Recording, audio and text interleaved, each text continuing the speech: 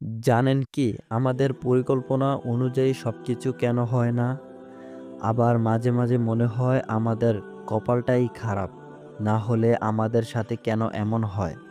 তাহলে চলুন জেনে নেওয়া যাক কেন আমাদের সাথে এমন হয়।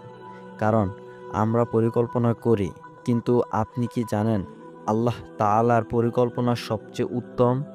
আমরা আমাদের জীবনে অনেক কিছু চেয়েছি, কিছু পেয়েছি, আবার কিছু পাইনি। কখনো কি ভেবে দেখেছি কেন আমি পেলাম না?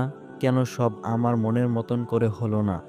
কিন্তু ঠিক তখনই আল্লাহ তাআলার এই আয়াত মনে পড়ে যায়। তারা চক্রান্ত করে আর আল্লাহ কৌশল অবলম্বন করেন, আর আল্লাহ হলেন শ্রেষ্ঠ কৌশলী। সূরা আলে ইমরান আয়াত নাম্বার ৫৪। আল্লাহর পরিকল্পনা শুধু এই দুনিয়ার জন্য নয়, আখেরাতের জন্যও উত্তম। কখনো আমরা এমন কিছু চাই যা হয়তো আমাদের ক্ষতির কারণ হতে পারে।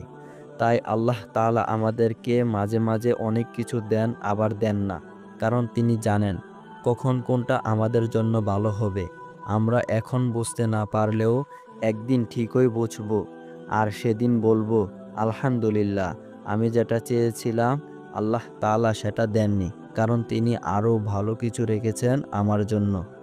আল্লাহ তাআলা আমাদেরকে এমন কিছু থেকে বাঁচিয়ে দেন যা আমাদের জান মালের, ইমানের ক্ষতি থেকে হেফাজত করেন। তার পরিকল্পনা আমাদের চোখে দেখা যায় না, কিন্তু তার কুদরতের ছোঁয়া সর্বশ্রেষ্ঠ। তাই হতাশ হবেন না। যা আপনি হারিয়েছেন, আল্লাহ তাআলা তার উসিলায় আপনার জন্য ভালো কিছু রেখেছেন।